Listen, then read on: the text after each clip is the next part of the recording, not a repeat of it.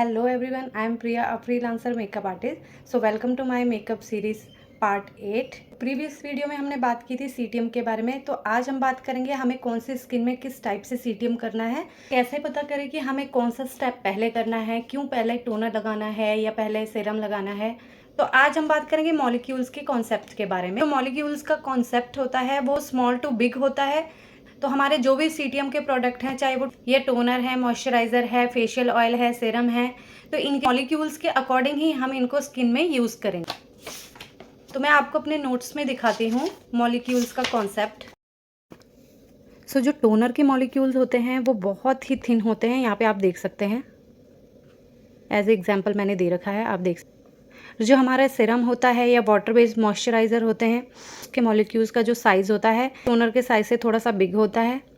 Then बात करेंगे जो थिन मॉइस्चराइज़र होते हैं या जेल बेस्ड मॉइस्चराइज़र होते हैं, तो उनके जो मॉलिक्यूल्स होते हैं वो इससे बड़े होते हैं।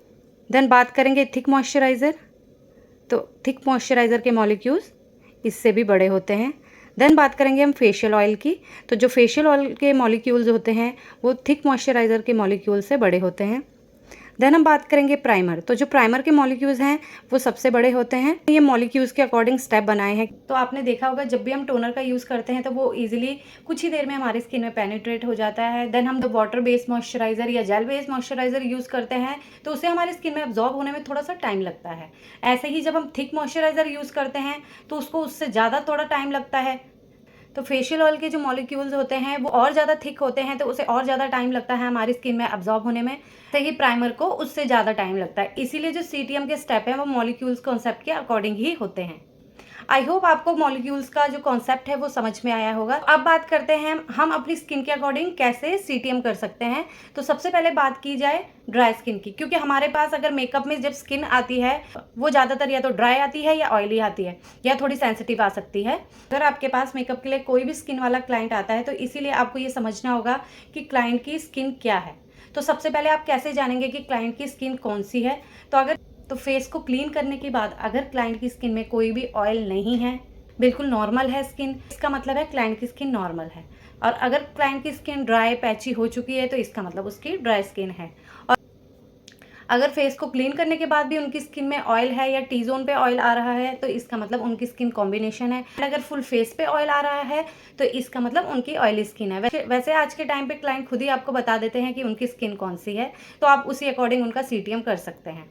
तो सबसे पहले बात करेंगे ड्राई स्किन के सीटीएम की। तो सबसे पहले क्लेंजिंग। तो ड्राई स्किन वालों के लिए किस टाइप के क्लेंजर आपको यूज़ करने हैं, तो ड्राई स्किन वालों के लिए हाइड्रेशन क्लेंजर आपको यूज़ करने हैं, तो जिसमें ceramide, hyaluronic acid and shea butter जैसे इंग्रेडिएंट हों, तो आप ऐसा क्लेंजर यूज़ कर सकते हैं। बात की जाए आप ऑयली स्किन के लिए किस टाइप का क्लेंजर यूज़ करेंगे, तो ऑयली स्किन के लिए आपको ऐसे क्लेंजर यूज़ करने हैं जिसमें benzoyl peroxide, niacinamide, salicylic acid जैसे इंग्रेडिएंट्स हों, क्योंकि जो नायासिनामाइड है वो हमारे सीबम के प्रोडक्शन को कंट्रोल करता है।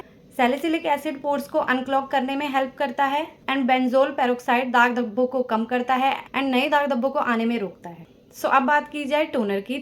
सो ड्राई स्किन के लिए आप एक हाइड्रेटिंग टोनर यूज़ कर सकते हैं एंड ऑयली स्किन के लिए आप रोज वाटर यूज़ कर सकते हैं या सैलिसिलिक एसिड हो वो वाला टोनर भी आप यूज़ कर सकते हैं, क्योंकि ऑयली स्किन के लिए हमें बहुत ही ज़्यादा हाइड्रेशन की नीड नहीं होती है, तो इसलिए आप नॉर्मल रोज वाटर भी यूज़ कर सकते हैं। अब बात करेंगे मॉइस्चराइज़र की। तो आप ड्राई स्किन के लिए किस टाइप का मॉइस्चराइज़र यूज़ कर सकते हैं। तो अभी हमने बात की थी कि ड्राई स्किन के लिए सबसे इंपॉर्टेंट इंग्रेडिएंट क्या है। ड्राई स्किन के लिए आप hyaluronic acid, shea butter, glycerin जैसे इंग्रेडिएंट वाला मॉइस्चराइज़र यूज़ कर सकते हैं। तो अब बात की जाए आपको ऑयली स्किन के लिए किस टाइप का मॉइस्चराइज़र यूज़ करना होगा। तो सबसे पहले ऑयली स्किन के लिए हमें वाटर बेस या जेल बेस मॉइस्चराइज़र ही यूज़ करना होता है, या जिसमें सैलिसिलिक एसिड हो, नायासिनामाइड हो या ग्रीन टी एक्सट्रैक्ट हो, आप ऐसे इंग्रेडिएंट वाले मॉइस्चराइज़र भी यूज़ कर सकते हैं। ये जो इंग्रेडिएंट होते हैं ये हमारे नेचुरल ऑयल को बैलेंस रखते हैं एंड पोर्स को बंद किए बिना ही स्किन को एक अच्छा हाइड्रेशन देते हैं। सो अब बात करेंगे सेंसिटिव स्किन की। तो आप सेंसिटिव स्किन में जो भी प्रोडक्ट यूज़ कर रहे हैं आप ये ध्यान रखिए कि वो डर्माटोलॉजिस्ट टेस्टेड हो।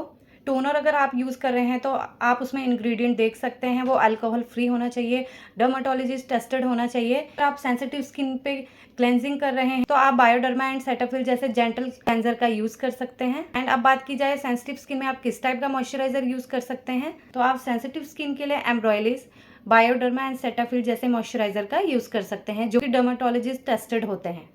तो बात की जाए समर एंड विंटर सीजन के अकॉर्डिंग हम अपनी स्किन का जो सीटीएम है कैसे कर सकते हैं, या हम अपने क्लाइंट्स की स्किन का सीटीएम कैसे करेंगे। तो जैसा कि आपने देखा है कि विंटर्स में जो ड्राई स्किन है, नॉर्मली ड्राई तो रहती ही है, पर विंटर के टाइम वो एक्सट्रीम ड्राई हो जाती है। तो आप एक अच्छे हाइड्रेशन वाला मॉइस्चराइजर यूज कर सकते हैं, नहीं तो आप फेशियल ऑयल का भी यूज कर सकते हैं।